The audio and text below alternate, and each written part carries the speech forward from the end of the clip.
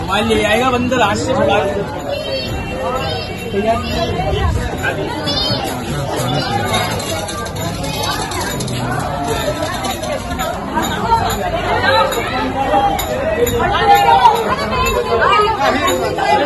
और अच्छा है, हमारा काम तो बचाने का।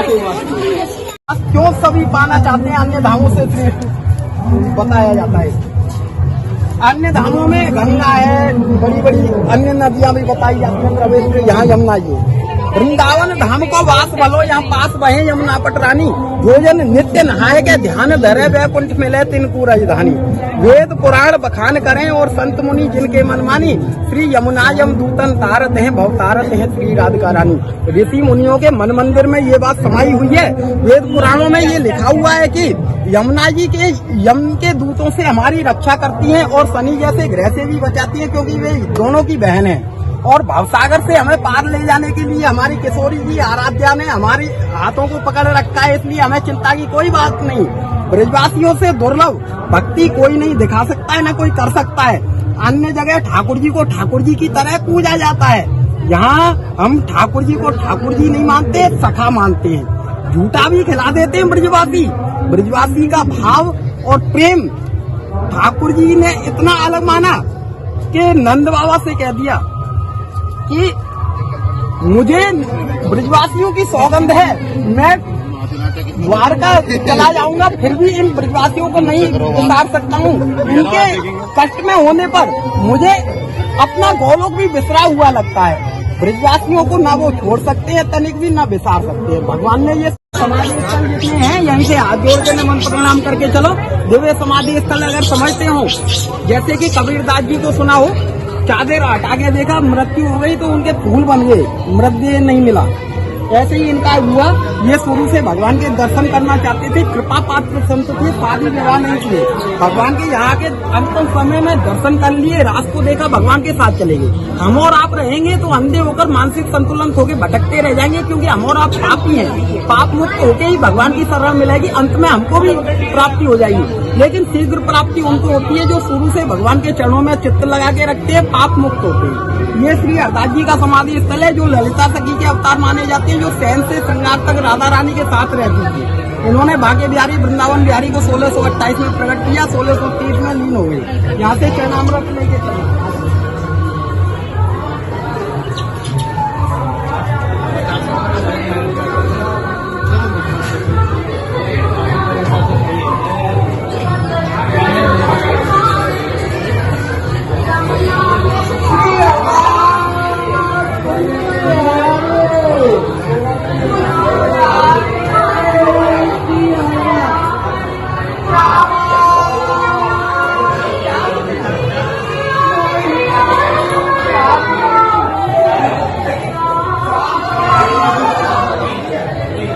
जोड़ के नमन, दोनों हाथ ऊपर उठा के राधे श्याम बोल के आपको बताने राधे श्याम बोल के 3-4 बार घूमते हैं, जैसे स्थिर हो जाएंगे। थोड़ा भाव से सुनेंगे, आप भी कर लेते, कोई परेशानी नहीं, इसमें कोई परेशानी हो जाती बातें बोलो। गर्गाचार्य जी के बारे में शायद आपने सुना हो, उनका नामकरण करने वाले श्री कृष्ण के वही थे, कुल पुरोहित। उन्होंने लिखा है जो इस रासमंडल में आके 3-4 बार हाथ उठा के घूमते हैं, किसी कारण से प्रभु को अच्छा लगे तो उसको गोलोक मिल जाता है। गोलोक क्या होता है? गोलोक जहाँ गाय रहती हैं, जहाँ गोप ही रहते हैं, वो गोलोक बोला जाता है। एक बार गोलोक की प्राप्ति हो गई फिर आना नहीं बनता। आप किन्हीं बड़े बड़े कार्यों को करके पुण्य फल के जरिए अन्य किन्हीं लोकों में जाएंगे, ध्यान से सुनेंगे तब समझ में आएगा भैया। अन्य किन्हीं लोकों में गए, शिवलोक, ब्रह्मलोक, देवलोक, अन्य किन्हीं लोकों में जाओगे, पुण्य फल क्षीण होने के बाद, भोग समाप्त होने के बाद वापस आना पड़ेगा और जन्म लेना पड़ेगा। पशु पक्षी कीट पतंगा कुछ भी बनना पड़े, 84 लाख भोगना पड़ेगा। लेकिन एक बार गोलोक प्राप्ति हो गई फिर वापस जन्म मरण नहीं होता है। एक बार गोलोक प्राप्ति के लिए ही आते हैं यहाँ, लेकिन यहाँ के जन्म मृत्यु के चक्कर से, सांसारिक चक्रों से मोह भंग नहीं होता है, ना समझ में आता है वो, इसी के लिए आते हैं। राधे राधे बोल दिया। आ जाओ। ये लास्ट है, थोड़ा सा यहाँ पे और बता देता हूँ आधा मिनट के लिए केवल। ये जितने भी वृक्ष हैं गोपियों के रूप हैं, यहाँ से कोई पत्ते भी नहीं तोड़ता है। फिर यहाँ से माला कैसे बनाई जाती है केवल यही समझाना है।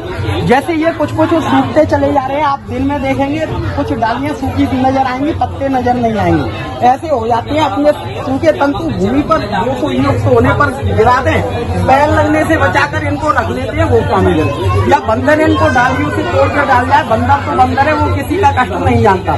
जैसे अपने रोटियां टूटने पर कष्ट होता है, ऐसे ही इनके पत्ते तोड़ने पर कष्ट होता है। लेकिन अपने तंतु स्वयं भूमि पर गिरा दें तो पैर लगने से बचाकर गोस्वामी जन रखते हैं, उसी से मनोकामना की माला बनाते हैं जिससे पैर नहीं लगा, उसी को नंद महल में भिजवाते हैं, उसी का चमत्कार है।